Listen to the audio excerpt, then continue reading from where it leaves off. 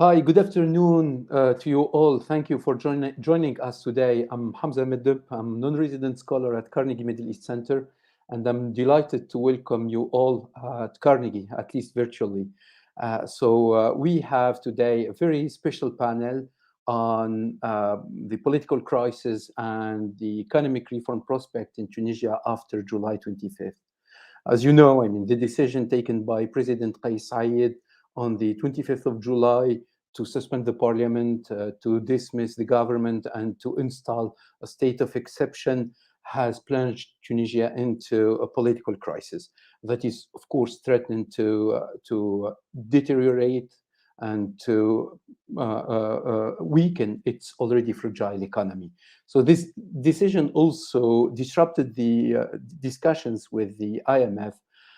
It has also, of course, created problems in the relations between Tunisia and the international community. And of course, in the absence of international financial support, there are raising concerns about debt sustainability today in Tunisia. So this move, of course, I mean, the move of Kais Saied on the 25th of July came 10 years after the Arab uprisings, after a decade during which Tunisia has made political progress, but on the economic side, or from an economic perspective, this was a failure. I mean, this is a shared view, I think, either in Tunis or in the international community. So this panel will be or will try to understand the factor that led to the economic failure and that led, maybe it could explain, at least from an political economic perspective, the moment of the 25th of July. We will be trying as well to understand the current challenges Tunisia is facing, and we will try to have a look to maybe to the future, to where Tunisia is heading to.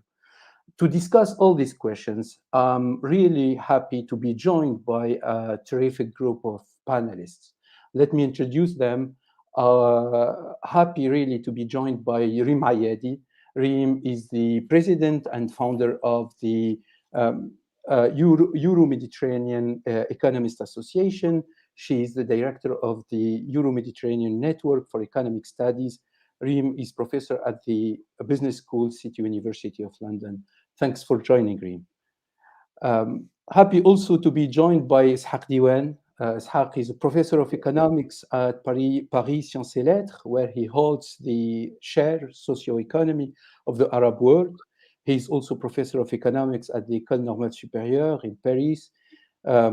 He's a prolific author and editor, and his last book is entitled Chronic Capitalism in the Middle East, Business and Politics from Liberalization to the Arab Spring, with Adil Malik, Isaac Atias at Oxford University Press.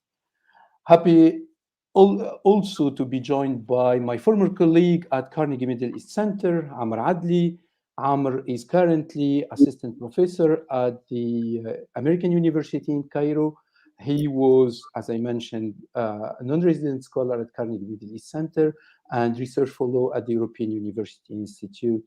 Amr published last year a book on Egypt, Cleft Capitalism, the social origins of failed market making in Egypt at Stanford University Press. And just so that a new book has been published a few weeks ago, Lumbering State, Restless Society, Egypt in Modern Era, along with Nathan Brown and Shaima Hatab on Columbia University Press. Last but not least, Jérôme Vacher. Jérôme is IMF resident representative in Tunis since 2019. Before representing the IMF in Tunis, Jérôme was senior economist for Turkey. And between 2013 and 2017, Jérôme was the IMF resident representative in Ukraine. So I think between Tunisia and Ukraine, there are two hot places where, I mean, political turmoil and IMF intervention have really were under scrutiny, if I would say. So we will be happy. Thank you all for joining me for this panel.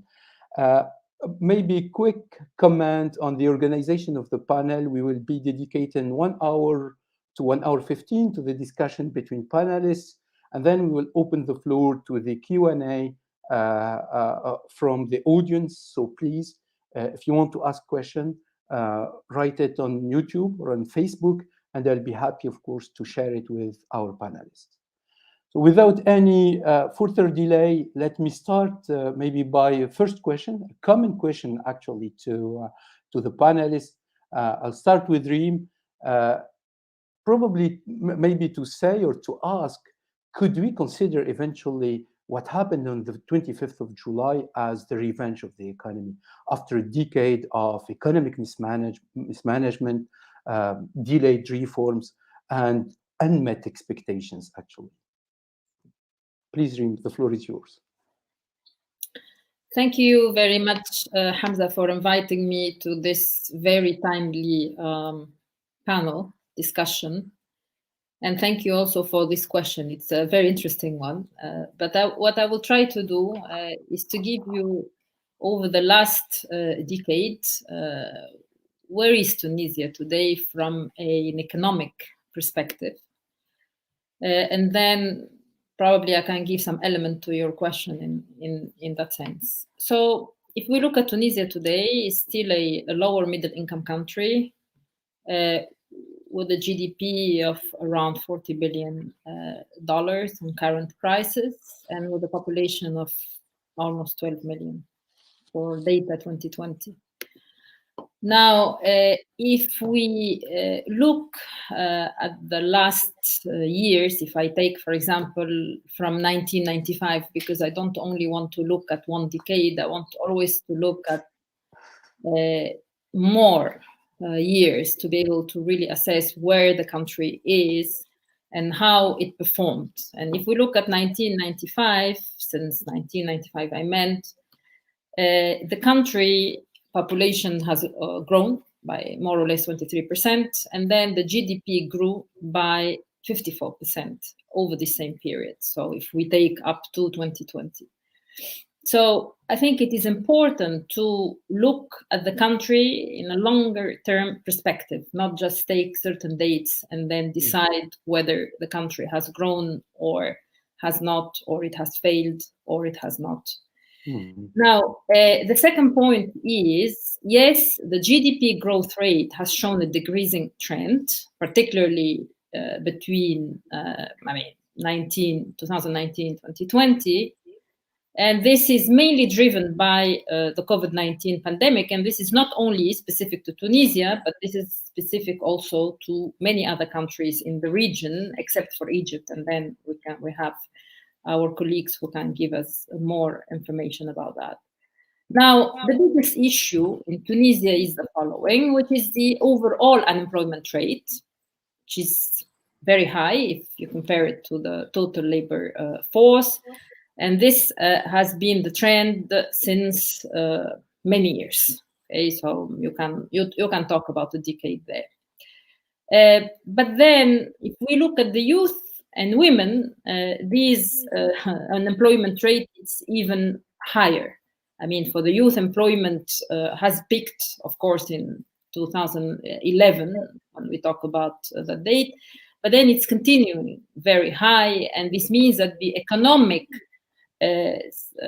fabric of Tunisia does not create jobs. And this is not because the private sector is not creating jobs or the public sector is not creating jobs. It's the overall economic situation of Tunisia is not really prepared for the high number of educated youth that could enter into the labor force and, of course, benefit the economy.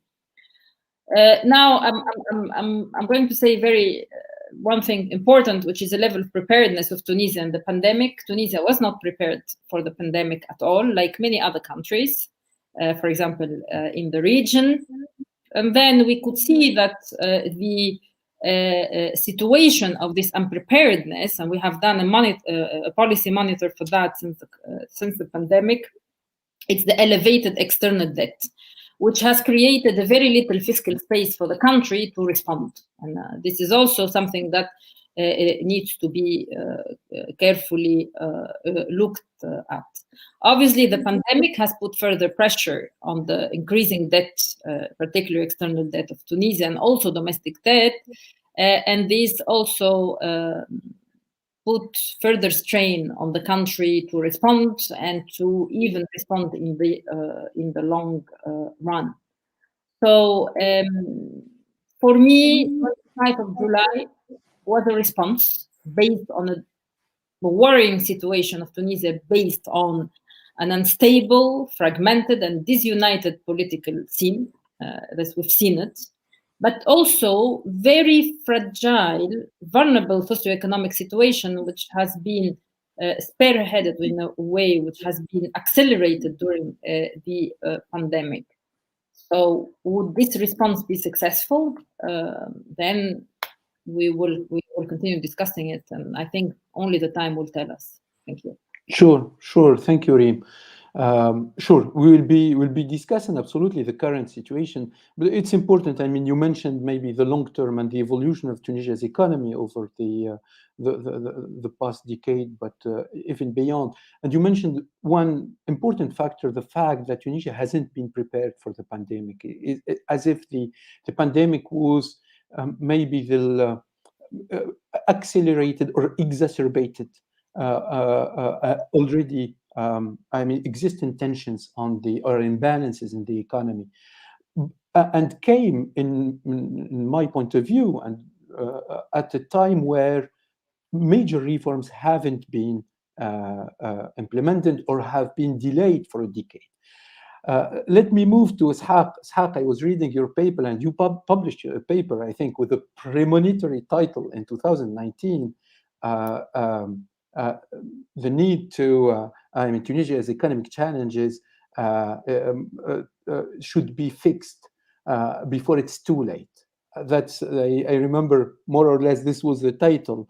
And my question is, why Tunisia hasn't been able over the past decade to handle hand in hand, the political transition and transformation of its economy in a way? Why these reforms were delayed and were postponed? Why maybe the political system failed, or the political class failed to implement crucial economic reforms that ended up actually, as Reem mentioned, we ended up discovering, the cost and the incapacity and the unpreparedness actually of the country to such a shock with so little fiscal space, actually.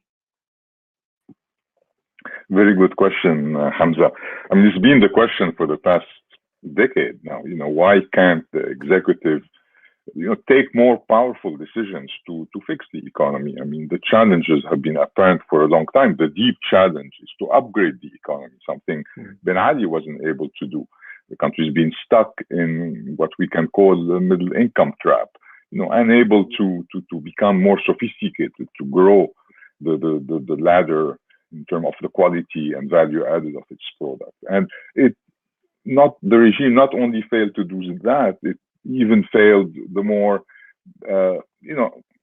basic task of balancing the books, leading to this very bad situation right now of increasing scarcities, devaluation, increasing debt, potential financial crisis, and the like. Now, for me, and I think for most analysts, the failure on the economic front, increasingly, it's clear that it's due to the failure to upgrade the political system over time. And I think this is the major issue. Now, there is a fragmented parliament, there is an executive that has been weak, typically coalitions, power sharing arrangement, which we can call a vetocracy, a little bit like in Lebanon, unable to make any decision. And this has been exemplified by COVID. Unable to vaccinate. It took the army to make very rapid progress on vaccination. The previous administration, the previous government was unable to get the administration to work on such a basic issue. Now, I think to understand that state of a messy democracy in bad need of an overhaul, we have to go back to the past. There was a big power vacuum 10 years ago. Two parties emerged, very competitive, Nahda and Nida, on the other hand, divided on identity issue, polarizing the scene, and they put together a constitution that ensured that there was no strong state, fearing that the other would take over the state. So we had a constitution proportional with very low threshold level that gave rise to increased polarization and fragmentation. And at the same time, we had two institutions that were really created or strengthened by the autocracy of Ben Ali in the past that became unhinged. And these are, on the one hand, the economic elites, the cartels that Ben Ali used to dominate the private sector. They weren't disciplined by Ben Ali anymore. And on the other hand, the UGTT, the union that also was strengthened during his time to exercise social control, that also became unhinged. And both of these became veto players because, I mean, structurally, they need to work together in order to increase the size of the pie, capital and labor working together, but with very little visibility in terms of the long term, no government able or no power able to promise a hopeful long-term path. They got engaged in a zero-sum or even negative-sum game, leading to deficits, to increased corruption, the cartels, the new type of cronyism that arose was one dominated by these cartels buying politicians instead of the role they played in the past of protecting power. And so, we ended up with this situation. It seems to me it's very much a first stage of what I would call a messy democratic competitive system in bad need of overhaul. Mm. Great, thank you, Ishaq. I mean, this is important because I think the debate in Tunisia has been, especially when it comes to the economic outcome, has been focused absolutely on this fragmented political system with two heads of the executive, with small coalitions or weak coalitions in the parliament. But the debate, as you mentioned, hadn't paid attention enough maybe to this vetocracy. I like the term actually, to these veto groups, whether in the UGTT, business, etc., who also, played a role in the incapacity or in a way or another in the incapacity of the previous governments also to not be able to implement reforms. I think, with Amr, we had always, these discussions comparing Tunisia with Egypt, and I think to understand really, to have a full sense of what is going on in Tunisia and how was the trajectory of Tunisia over the past decade, having a comparative perspective is always important. And I think Egypt and Tunisia have always been compared with maybe taken, starting especially from 2013, taken two different paths when it comes to the regime, but more or less, ending up with similar outcomes, maybe economic outcomes. So my question, Amr, and I would like to move to you.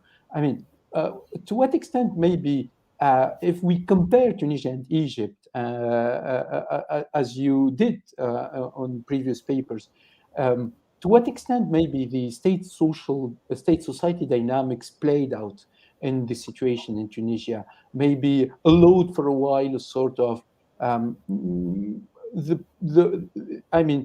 to pursue the democratic experiment in Tunisia, whereas in Egypt, the democratic experiment came to an end at some point. But at the same time, these dynamics haven't really helped to consolidate, actually, Tunisia's democracy. This was the trap. It could be a transition trap, or we can call it a transition trap. So Tunisia was, unlike Egypt, able to push forward democratization, but was not able to consolidate it, actually. So, what a comparison between Tunisia and Egypt can help us to understand? I mean, or how it can help us to understand better, maybe the specificity of Tunisia. So thanks a lot, Hamza, for inviting me to this like extremely interesting and very enlightening panel. Well, I'm like we had the chance to discuss a lot, to talk and write together, comparing Egypt and Tunisia, and this has occupied part of the academic as well as policy production on North Africa and the Middle East, like comparing the two trajectories that seem to have started together in 2011 and then diverged as of 2013, 2014. Of course, it's never easy because we have so many variables, and I'm happy that Ishaq came up with or introduced the regime variable.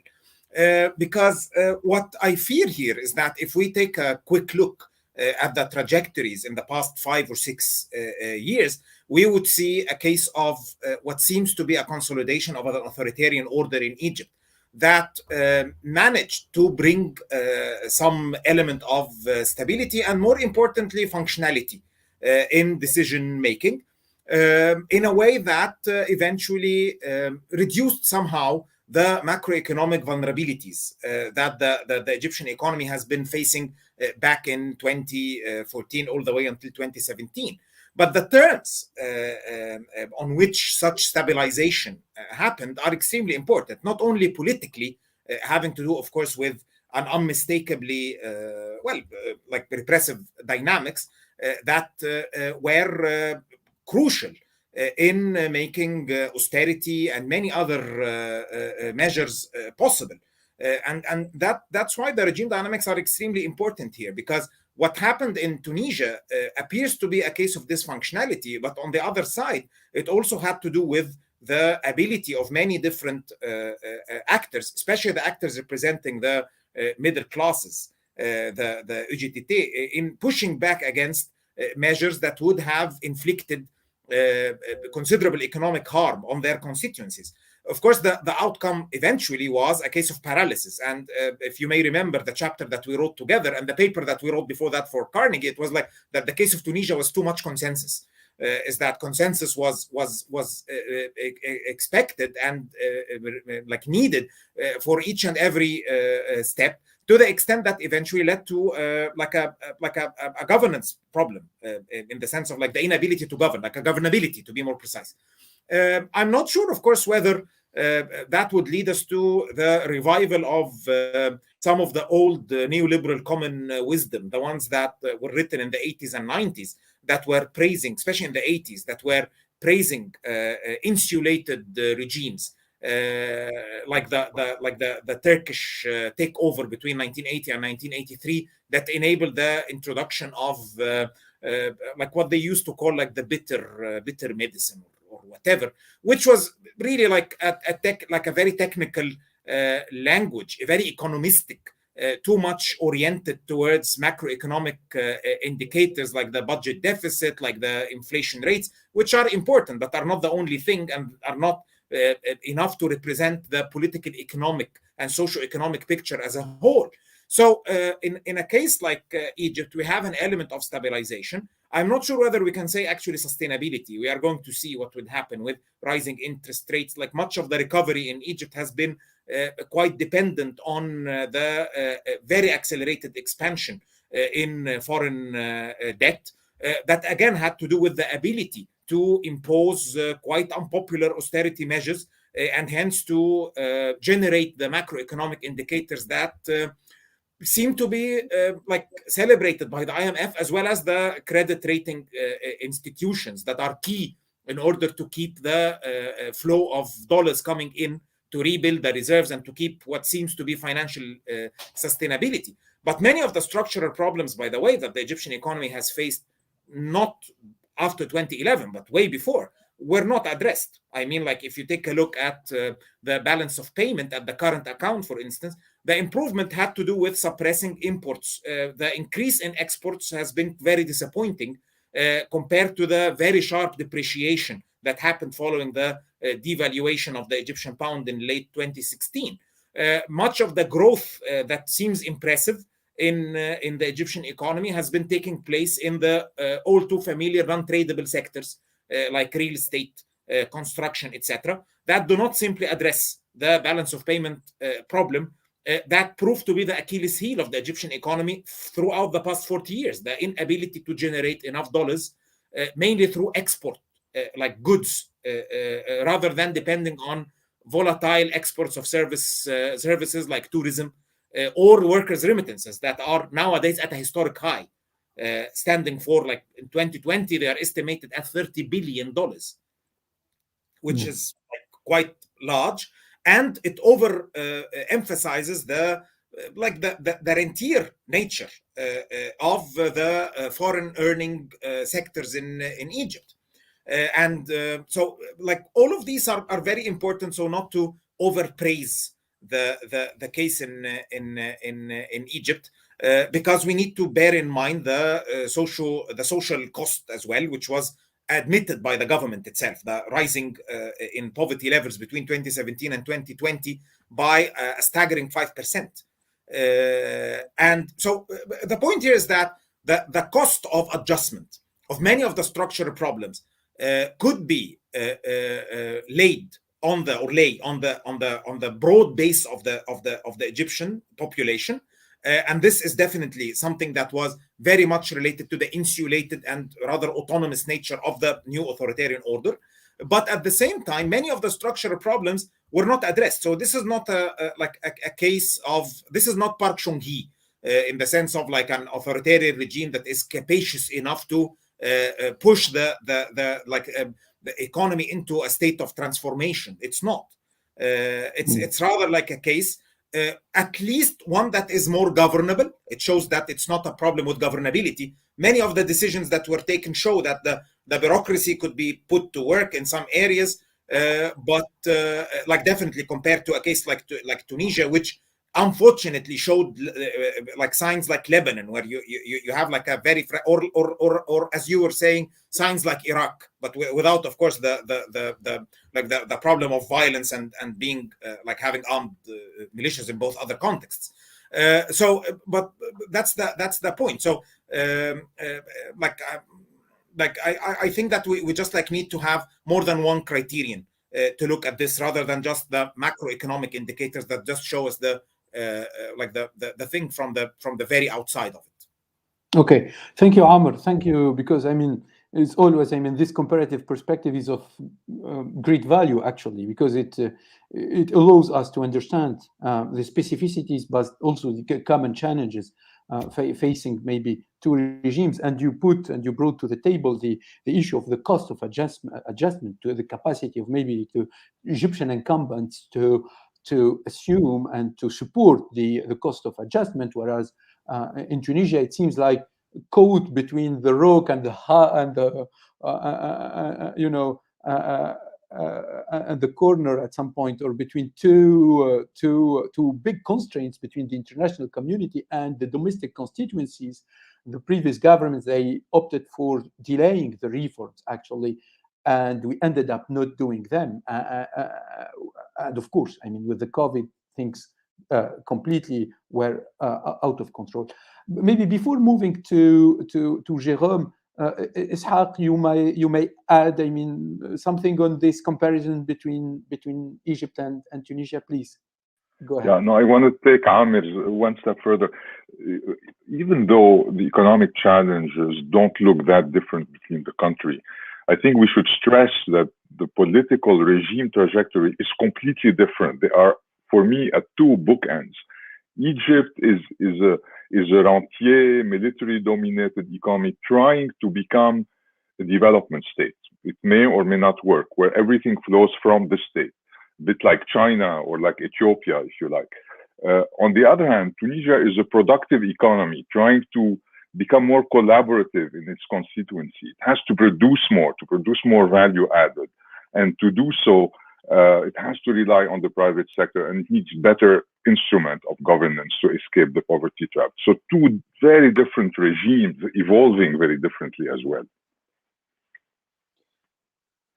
Great. I'm pretty sure that we will be discussing also the adjustment, in austerity times. I mean, and the difference between Egypt and Tunisia. Let me bring to the discussion the international community, maybe, and the role played by multilateral, partners and international partners. I'd like to ask Jérôme. I mean, Tunisia went through two failed programs with the IMF over the past decades.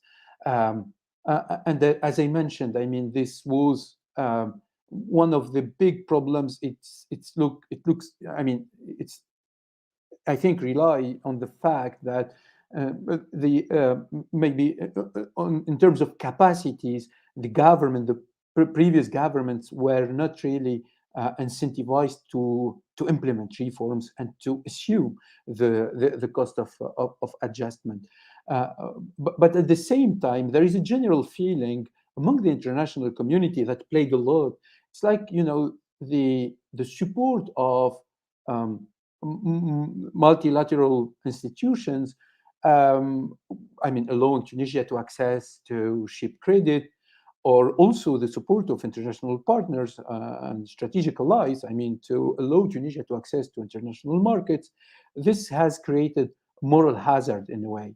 This has created a sort of an incentive, but in the other side, which is not really to push governments to implement reforms and to assume the cost of these reforms, but rather maybe to not take risks. So I'd be really happy to, and very interested, of course, to hear your views on the reasons of failure of two past IMF programs, because the country is today discussing or entering a new cycle of discussions, and has been into a new cycle of discussions for a new deal with the IMF.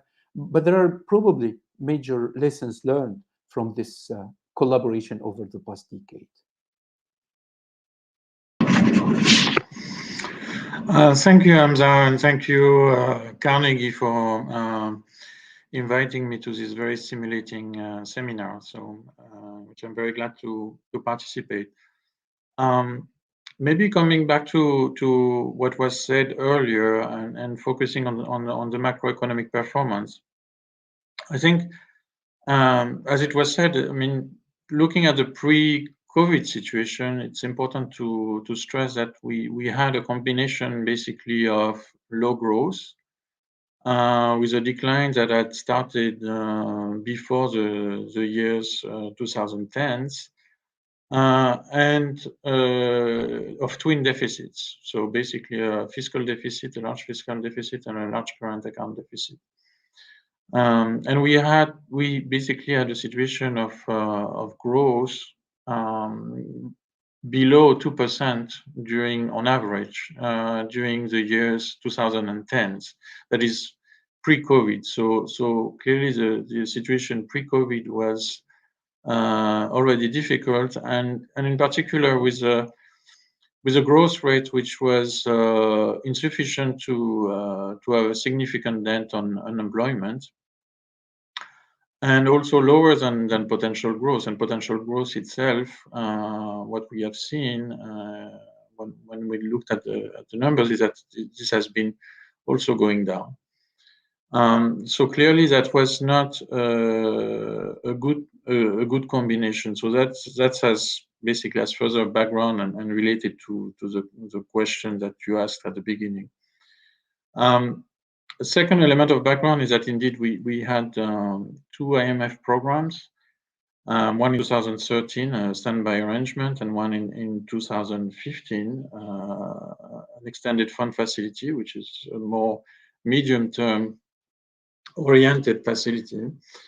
And then we had some emergency financing that is not really a program, because it's a one-time disbursement with no conditionality that we provided in the context of COVID in 2020, and also the SDR allocation, but that the SDR allocation also is for all countries, all member countries.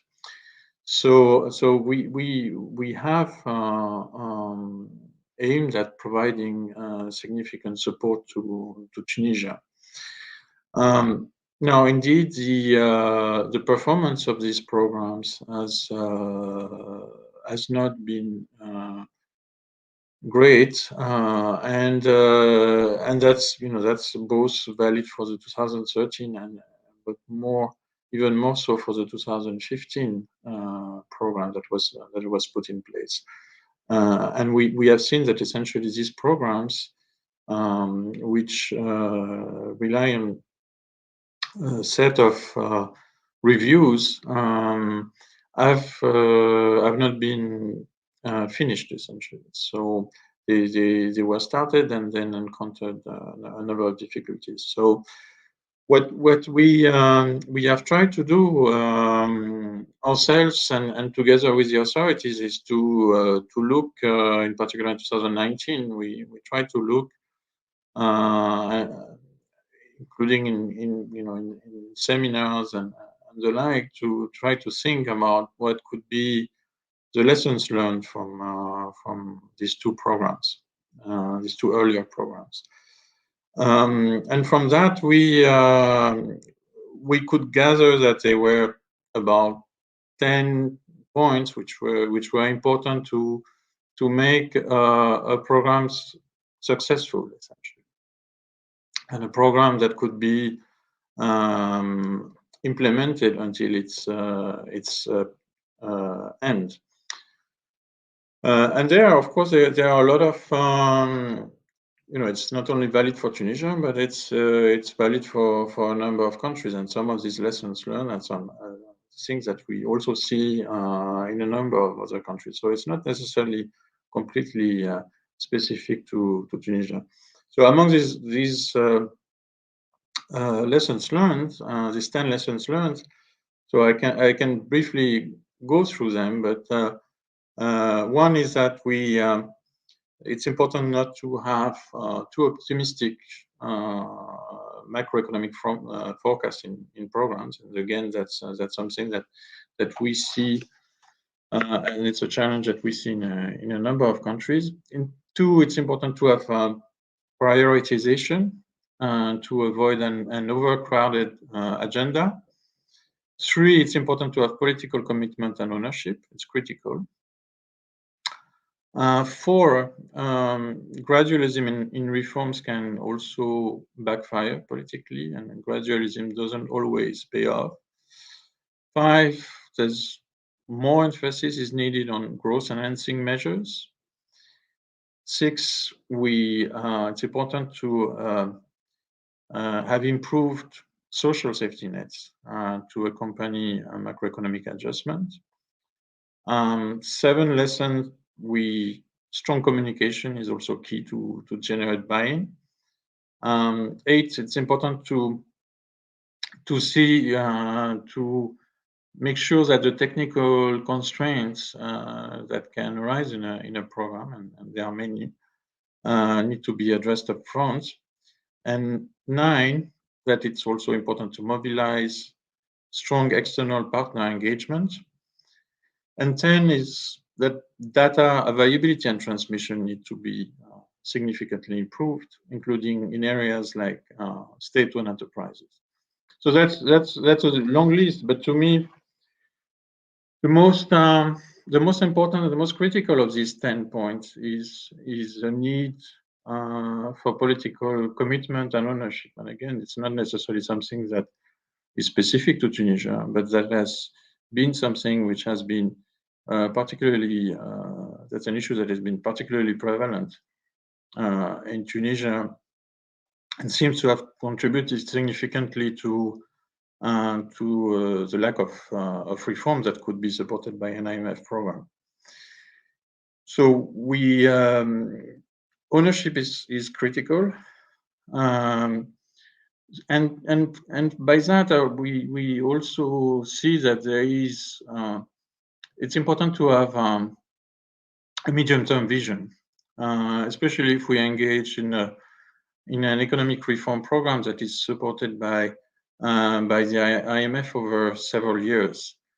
And not only a medium-term vision is important, but I would say drive that medium-term vision, it's also important that the country has a certain ambition in economic terms. That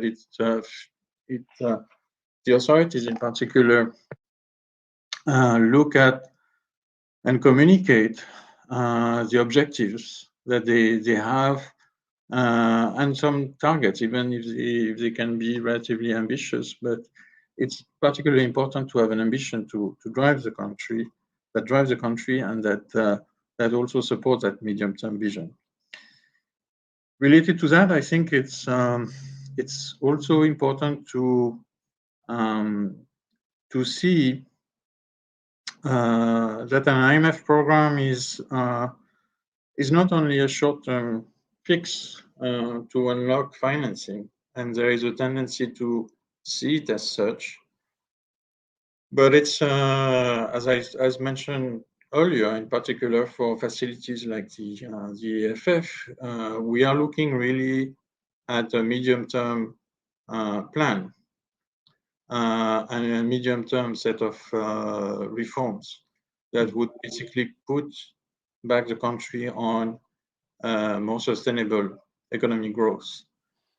So it's not only to unlock financing, whether it is coming from bilaterals, multilaterals, or from the market in the short term, but it's really the aim is really to address medium-term issues. Jérôme, if you allow me, I mean, to pursue with this your point on the need for ownership. It seems like ownership is not only the ownership from government, but the IMF has been asking, at least from the previous government, an ownership from also social partners, I mean, or business unions, labor unions, etc. I mean, the idea is that the government is responsible to have an agreement with these veto groups, which was not really an easy task, neither for this government nor for the current for the previous, nor for the current government. And I think so. Is it in a way, from a strategic point of view, a way to give the responsibility to Tunisian part to really strike a deal, an internal deal, before even negotiating with the IMF? This was is this the strategy, I mean, adopted by the IMF when it comes to weakening or lessening the resistance of these veto groups? Yeah, I mean, as mentioned earlier, I mean, to me, the first thing that is particularly important is to have a vision, and that is supported by also by an ambition and basically a path that is drawn for the country and communicated to the population. Now, every country has a different political economy settings, and my colleagues on the panel are certainly can comment on the different aspects and the different specificities of political economy in Tunisia. But indeed, part of the ownership is also to communicate properly what the path that the economy is taking or should be taking is, and to the population, to the most important social partners, and so on. So that is also why we have put some emphasis on the need to have that discussion with, in particular, with social partners. But there's there's a range of issues that need to be addressed. It's not only issues related to the fiscal situation, for instance, but it's also issues related to structural reforms, how to make the economy more competitive, how to improve the business environment, how to improve competition, how to deal with governance and corruption issues, how to make sure that that the informal sector and the issues related to the informal sector also attended to. So there's a range of issues that are not only related to macroeconomic policies, strictly to speak of, and that's also why we suggested that it's important that the different partners that could be involved and that can basically bring credibility to the commitments made by the authorities, that they come around the table and that they also discuss in what way they can contribute on each of these areas. Perfect. Maybe before moving to the present, to the current moment, talking about this populism and austerity, maybe under populism. Reem, do you have any comment maybe to add to this failed democratic consolidation in Tunisia? Do you have maybe some thoughts to share with us?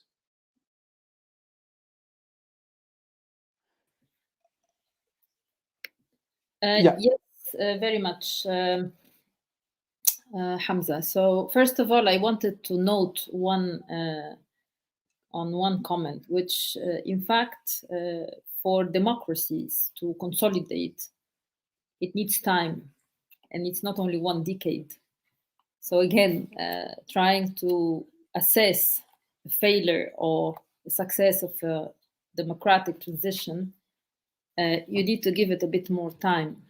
And again, if I take the cases of consolidation of democracies in Europe, we're talking about hundreds of years sometimes. So of course, we are not still in consolidating democracies in the past with the past conditions, but 10 years is not enough to assess whether a democracy has failed or has succeeded. Now, I want to raise one point to our colleague from the IMF. Obviously, the engagement of international partners is very important, particularly in countries like Tunisia, where the external debt situation is rather worrying. The external debt in general is high. But at the same time, as I mentioned in my previous comment, is that we are dealing in an exceptional circumstance, which is a pandemic situation on the top of a political and economic transition for the country. So uncertainties are rather high. And when uncertainties are high, risks are also very high. Now, programs of the IMF generally, they have they are following certain frameworks. And when we're talking about exceptional circumstances, like the one we have been living globally over the last couple of years because of the pandemic, these type of programs, particularly of the IMF, might need to be adjusted, for example, to extreme conditions when it comes to external shocks that have affected the demand and supply for a given country. So practically, these type of external shocks needs to be carefully assessed in the frameworks when international organizations they engage with one country or other countries. Now, taking the case, for example, of the Tunisia, which is a country that is going through a political and economic transition, trying really to consolidate. And again, 10 years is not enough. Have very little space really to deal with external shocks like what we have lived. The same case also for Lebanon. I mean, we didn't have Lebanon in this panel today, but also the case of Lebanon. And with very little support and guarantees from any organization. Like if I take the case, for example, of the European Union, there is always a guarantee, there is always solidarity mechanism, there is always support for countries that are going into a difficult situation. Now, in the business as usual scenario, I agree, the speed of reforms can be an indicator of success or failure. But in a scenario of disruption, and this disruption is coming from an external shock, touching all countries alike, I think, in my view, and that's my personal view, emergency policy recipes should be sought to ensure that the country in question does not fall over in extreme vulnerability and eventually failure.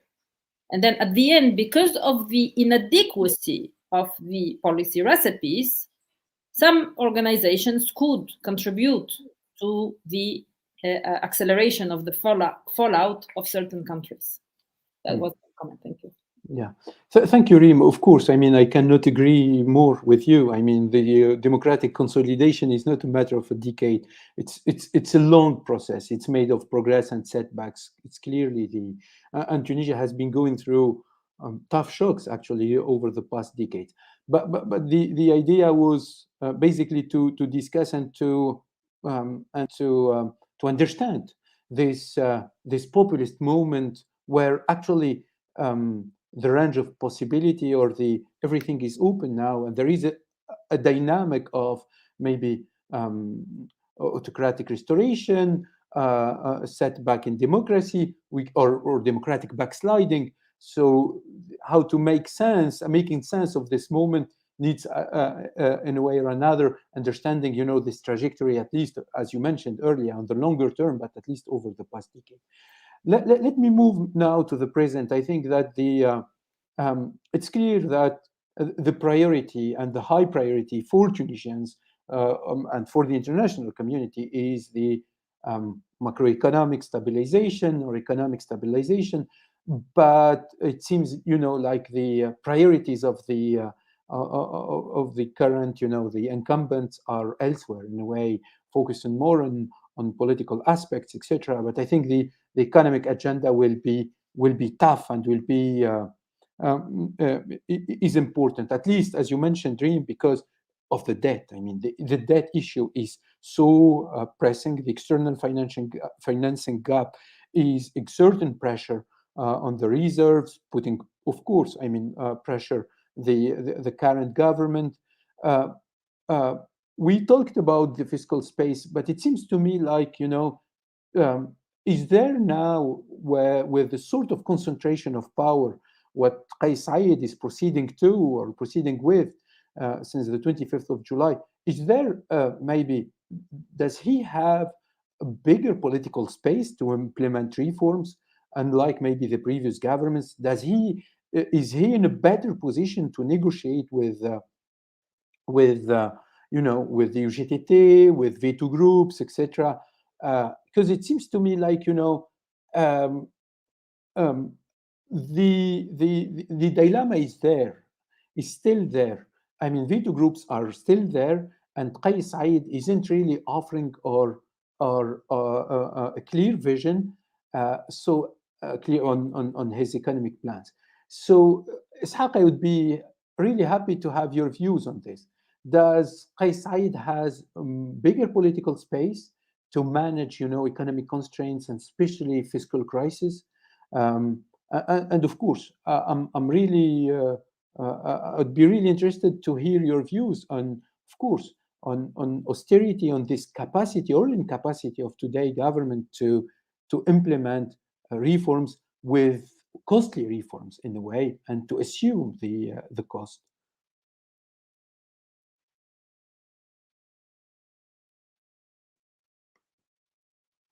You are muted. Sorry, Ishaq. Oh, okay, sorry. Yeah. Yeah. No, I don't think so. I don't think that he is able to put aside the political reform and move first on the economic reforms, because he will have the same problems and difficulties as the past governments. And these reforms, I mean, we're talking about stabilization and cutting expenditures and the like, cutting wages, cutting subsidies, reining in the state-owned organizations. All these are extremely divisive and will be blocked in the street, and will, and this is worse, make the political reform, which he was elected to do, impossible. So I really welcome the view of the IMF, which is, there's a sequence here. I mean, for people to accept losses in the short term, they need to be able to have confidence that they will have return in the long term. And for this, they need to have what they have elected, which is to have political reforms first.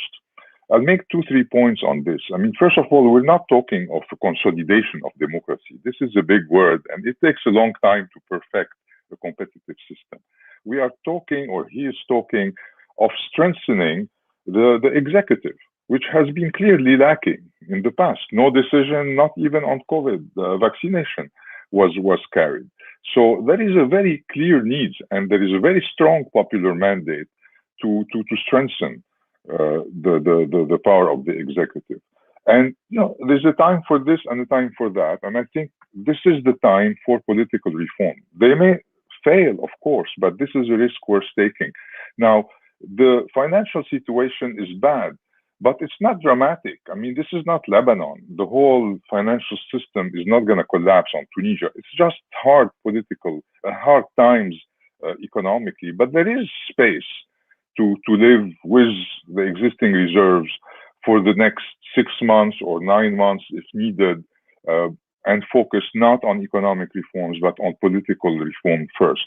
Moreover, no program is going to pass at the IMF board if there is not some political agreement on how to manage this program. It was very clear from Jerome's presentation that the medium-term vision is needed, the ownership is needed, and so it will take a strong executive to do the arbitrage between losses to businesses and how to distribute the losses and to workers, and promises, a credible vision for the medium term. So it's unlikely anyway that the program could go to the IMF board before the spring or so. So there is time, 6 to 9 months, and there is sufficient reserves for that. Of course, some support is needed, but not a bailout that pushes for very quick economic reform that could derail the political reform.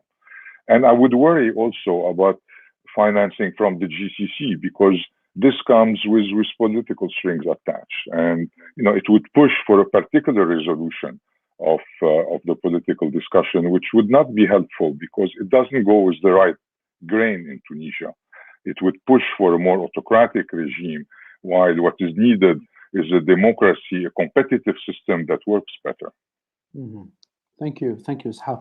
You raised the issue of the GCC financing, actually, or financial support, and I would like to ask Amr. I mean, Egypt had relied almost for 2 years on the GCC financial support before starting an IMF program in 2016, and you mentioned absolutely. I mean, earlier the fact that this maybe the insulated regime allowed it bigger margin of maneuver to act in an autocratic or authoritarian way to impose austerity. Is there any scenario from your point of view to see, I mean, sort implementation of reforms, of costly reforms, or to see the implementation of this economic adjustment without sort of authoritarian, or democratic backsliding, authoritarian restoration? I know that you have been working and following, I mean, closely the trajectories of Latin American countries, and whether in the 80s or 90s, there are interesting scenarios where democratic transition, went with sort of economic reforms, but in this region, in Latin America, there was a support for democratization. I'm not sure that, at least for now, to what extent maybe the population will be able to push to keep, democratization, and at the same time, to bear the big costs and the hard costs of the adjustment. I hope for Tunisia that, since we have, the possibilities that, of course, democratization will be preserved, but it seems like, it will be difficult really to agree between the government, the president, and the veto groups. So how do you see things, Amr, from a comparative perspective, maybe between Egypt, Latin America, and Tunisia? Well, thanks a lot, Hamza, for this question. I hope I have like some semblance of an answer. But based on the experience that Egypt witnessed, I can say a couple of things. Like, to start with, of course, Egypt is like too big to fail, but at the same time too big to be like to float at the same time. So one of the things here is that to keep a country as big as Egypt with a financing gap of what was estimated at $10 billion a year back in 2013 required an immense transfer of money in the form of cheap credit deposits, as well as in-kind and cash aid from the UAE and Saudi Arabia, and to a lesser extent Kuwait.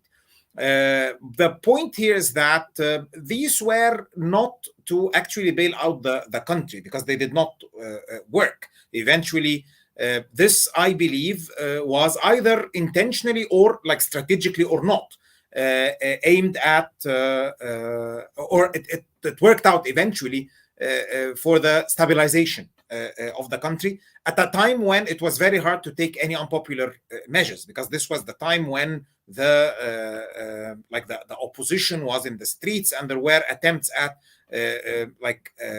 the stabilization on security and political terms of the country, and this money was there to stabilize the country on those terms that are deemed as quite unfavorable by most of us on the panel, if not all. But the point is that later, when things started to stabilize, Egypt was encouraged, if not pushed, to go to the IMF way, and the situation was ripe, as I was saying, for the implementation of measures that were quite unpopular. So what I'm saying here is that the Gulf money was to finance the transition, not to finance the restructuring. The restructuring is something that followed later on. Of course, we can draw two lessons here in comparison to Tunisia. Tunisia is not as big as Egypt, I mean. However, size is not the only determinant. This is very much politically oriented money, not just by the UAE and Saudi Arabia, as well as by Qatar, by the way. These are countries with very huge reserves of dollars, not that huge because much of it has been consumed already in the years of low oil prices, but they are still at an advantage. And there are very clear political motivations. This is what we are seeing with Lebanon. I mean, like it would only take, a fraction of what was paid to Egypt in order to save Lebanon, as the Gulf has done in the past. But out of the specific geopolitical situation in which Lebanon is found, nobody is willing to actually bail the country out. And here, this raises the question: how important is Tunisia to the GCC? Tunisia is not Egypt. It's much smaller, meaning that it's more manageable. But it's like I'm not sure that they need to go the costly way of supporting an authoritarian transition, especially that what seems to be the case that Kais Saied had this like a soft authoritarian shift or a soft authoritarian turn so far. Without surprisingly securing any of the conditions for restructuring later on. I imagine that he must have received some promises of receiving money, but nothing materialized afterwards, in a way that confirms the earlier trend that Tunisia had a chance at consolidating its democracy throughout the past decade, basically because it was overlooked by the biggest actors. It suffered, of course, the conflict in Libya, but neither the Algerians nor the Gulf countries could or were that interested in pushing that. So, of course, the situation in Libya raises questions, especially that now you have the Turks, you have the UAE, you have Qatar, that are all involved. So maybe Tunisia's internal outcome would become an important part of this regional formula, but this is not clear yet, because we haven't seen a large flow of money in order to support what seems to be an authoritarian transition under Kais Saied. If this is the case, there's no doubt that this is a constitutional coup. But is like the $1 million question really is Kais Saied in the process of establishing like an alternative order that he would dominate you are all more expert, like you have more expertise on Tunisia than I do. But my impression is that even if he has the intention, I don't think that he has the ability. Because unlike the situation in Egypt, he seems to have like an element of popularity, but that proved to be quite ephemeral in many other scenarios. The institutions are not clear. Like the bureaucracy has been receptive of his intervention, the military, the security, etc. But they didn't appear to go at length when it comes to the complete crushing or repressing of the other political actors. So, I don't know. I wouldn't count on somebody giving Tunisia free lunch. Because I'm not very much concerned with this. But of course, the problem that we are seeing now in Tunisia is that it doesn't seem to be the case that Kais Saied has solved the problem of governability or the functionality of the government. I mean, like, you still have, because the point is that not all authoritarian regimes are as insulated as autonomous of society. This doesn't come necessarily with authoritarianism. You have many authoritarian regimes or attempts at establishing authoritarian regimes that are captured by very strong interests, either from within the state or outside of the state. And I think that until now, nobody is willing to piss the EGTT. So he wouldn't cross them.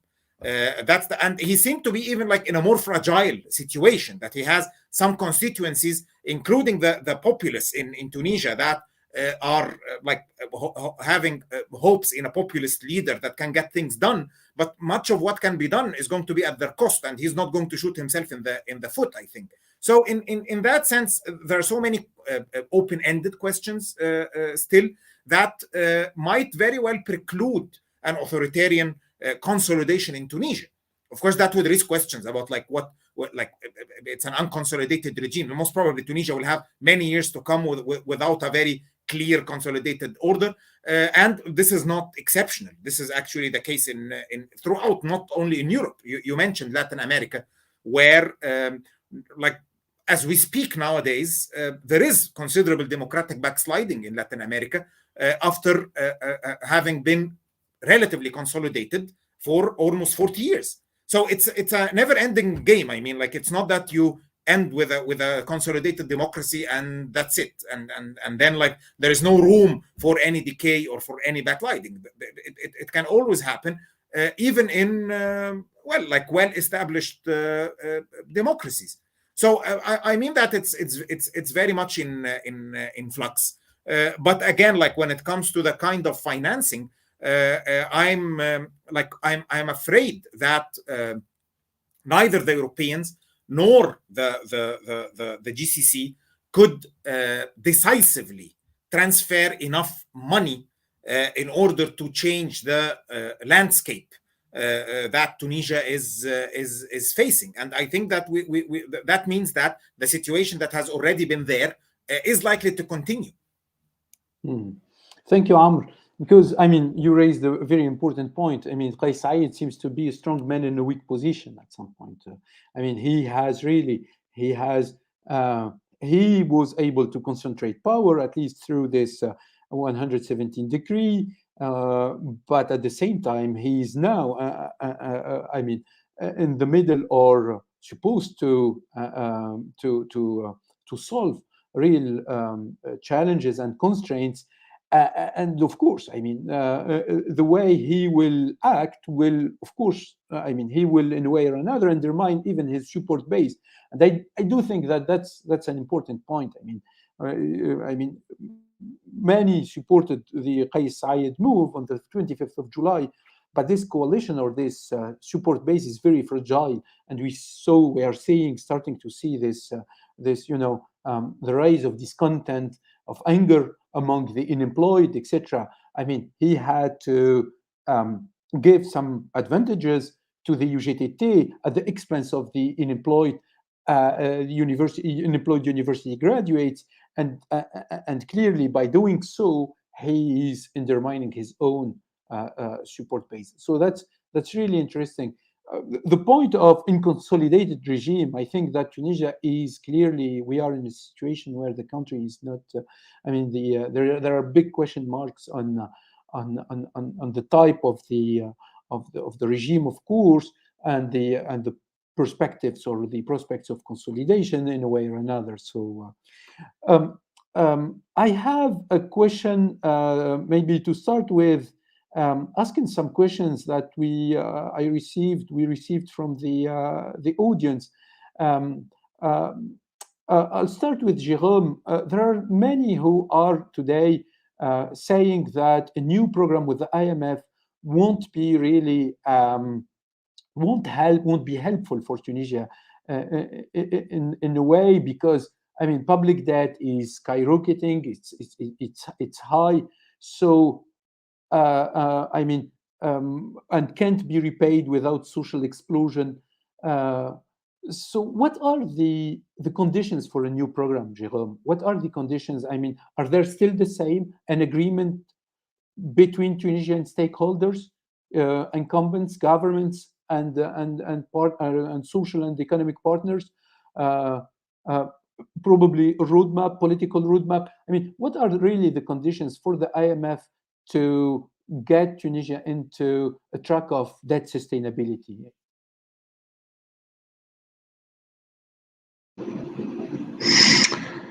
Yeah, I mean, thank you for this very good question. Maybe before answering directly that question, I will.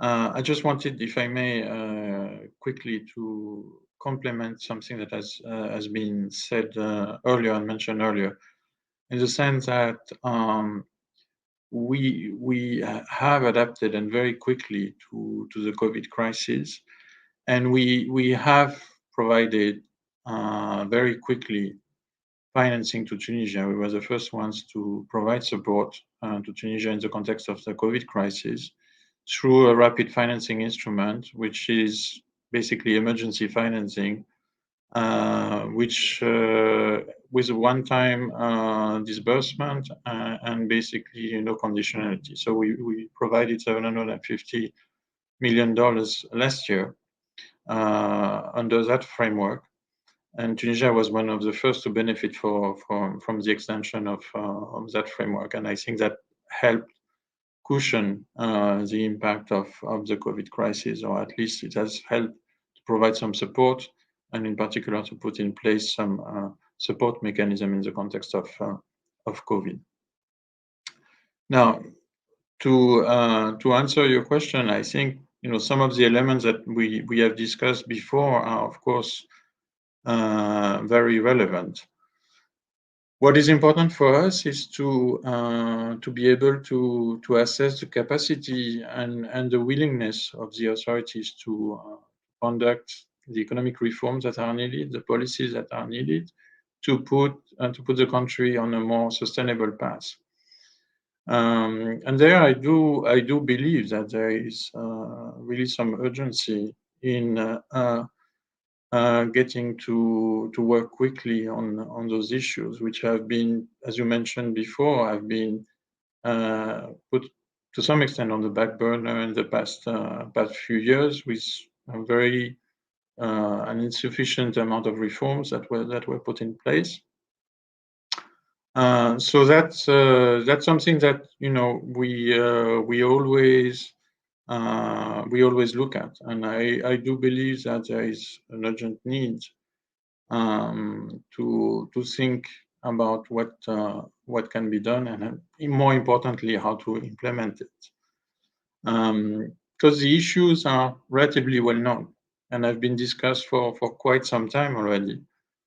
You can find a number of the recommendations that we have made in our Article 4 report, which was published back in the spring, on a number of areas, and not only on fiscal policy, but also monetary policy, structural reforms, including the business environment, as I mentioned before, areas like anti-corruption and governance, and a few others. So it's a comprehensive reform agenda, and I believe there is actually a need for deep economic reforms in Tunisia, because they have been postponed for too long, and the more we wait, the more difficult things are to fix. And of course, it's not always an easy path, but it's a path that inevitably will have to be taken with or without IMF support. Now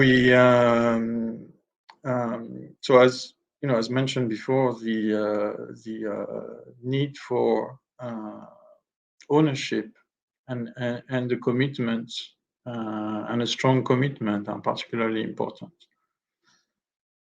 Now we are at a stage now where we are basically looking forward to the economic reform program of the new authorities, in order to assess in what way we could support Tunisia. That's basically where we are at the moment. Thank you, Jérôme. We have a question from Vasil on the. He said that so debt can be repaid without social exclusion. Isn't the best solution preemptive debt restructuring as part of a gradual reform effort? I mean, this is one question to maybe to all of you. Reem, do you feel? Do you want to take this question? Should Tunisia go through? Maybe there is this elephant in the room, the option of debt restructuring before going into maybe a new program with the IMF, or not? Or it's still time. And Jérôme mentioned that there is. The later we proceed with reforms, the worse the situation will get. So the sooner, the best, the better. If I would say. Is this a serious challenge today, or risk, which is the unsustainability and then the restructuring of the debt, or is it maybe there is an over exaggeration maybe of this option of this unsustainability, but things are manageable or are still manageable, of course, if there is will, if there is clear political will. This is an open question to all of you. Reem, do you want to maybe to start, please? Yeah, thank you, Hamza, for this question. I can say that in this juncture, everything is possible. I've been in several meetings, market meetings, and the two countries that are always on the highest, I would say, potential default risk is Sri Lanka and Tunisia. So if we look at the external debt of Tunisia today, it's rather high. Plus the cost of the debt is also very high. The risk premium of Tunisia now in the bond market, it's really quite, where we could worry.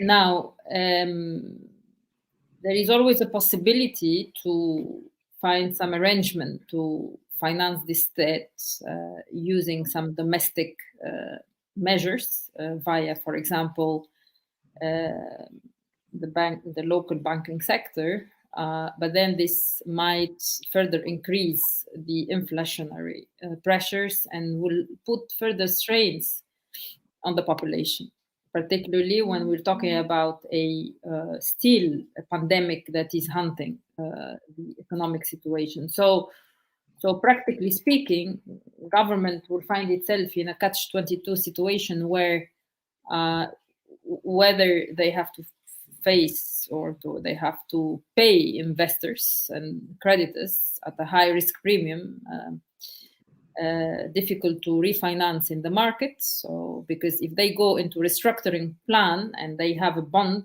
that is floating in the market, then the investors might not want to refinance the country going forward. So they will be off the market for several years, and then they only have to deal with the bilateral creditors and then institutions like the IMF. So the choices will reduce. So this is why whatever choice by the government needs to be very well thought, and the time is not necessarily an ally. The time might create more difficulty for the country to deal with this specific problem. And let me also mention that Tunisia is a net importer generally, so keeping trade balance negative for all years observed since also 1995. So this is an issue of decades, not punctual. Particularly, for example, with countries like France and Italy, and this is also needs to be thought carefully, because what you want is to change the situation going forward within a long-term plan. Now, also, just to tell you that Tunisia has not been very attractive to foreign direct investors, and then only relying on the remittances from the migrant, this situation can prove to be a little bit not sustainable, as we know, the migration crisis and also within this circumstance of the COVID. But last but not least, Tunisia still relies too much on tourism. And then some of the exporting sector in the natural sector, like phosphate, are not really yielding very high revenues. So also this need to be thought very carefully. I mean, you need to look at the revenue side and also the cost side. And then again, and I repeat, Tunisia has a very high external debt. And then the cost of this debt in the market is very perceived, at least the risk premium perceived is very high, but that's the reality. So for me, Tunisia is not in a comfortable situation at all. And then is facing very hard public policy decisions, and then should not default, but it also should not have social disruptions. While also it's very important too, and which was mentioned by Ishaq, and I agree, practically should watch out what are the interests of the foreign players that are prevailing, which can hurt the sovereignty of the country in the long run. Thank you, Reem. Ishaq, you want to jump in maybe to add something on this issue of debt restructuring, please? Yeah, I mean, I think Tunisia should not consider restructuring at the moment. It doesn't have a lot of market debt. It has borrowed from the market only a few years ago, and the big repayments are due starting in 2024. So what we have right now is mostly bilateral debt and multilateral debt that can be rescheduled at the Paris Club. I think it's important to keep in mind that there is a winning sequence. We shouldn't be terribly pessimistic. We could be optimistic. If in the next 6 months there are some kind of political reforms, I mean, we're talking of moving from an Italian situation to a French, or maybe, if we want to be very original, to a Swiss. It's not autocracy in the Egyptian sense, it's in the French sense that I think we're talking about. And, followed by a quick deal with a national vision, and for the first stage, you need parties and associations to be a bit more forceful about how these political changes need to happen and how these economic reforms can pull the countries together. Then after that, we have to think of growing out of the problem. So it's a marathon, it's not a sprint, but it's a time with a lot of opportunities in Europe in particular.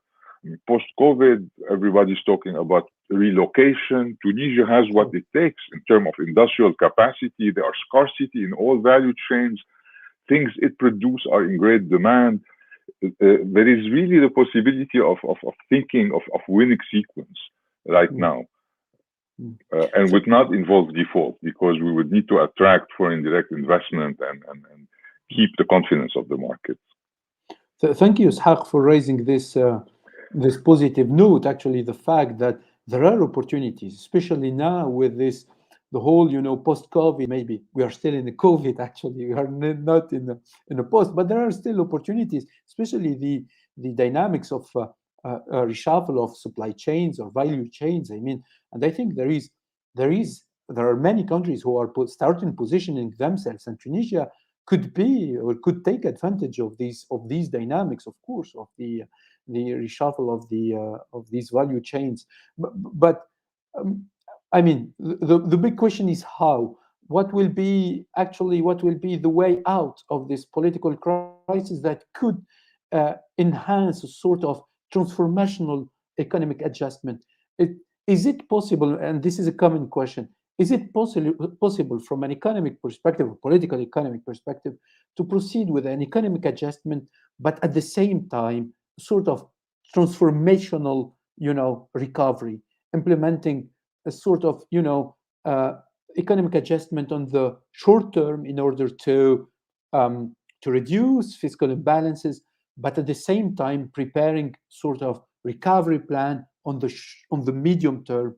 I mean, what would be the best way to think of the short and the longer term, to think of economic adjustment and recovery at the same time? And here I'm basically referring to the title of the last economic outlook issued by the IMF. I mean, trade-offs today for transformation tomorrow, actually.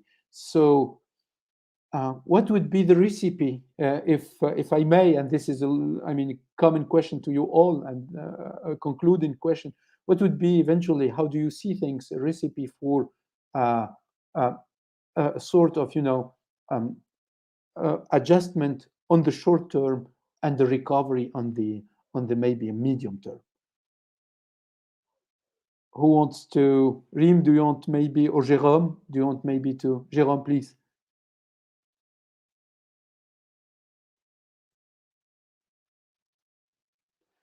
I think you are muted. Yeah.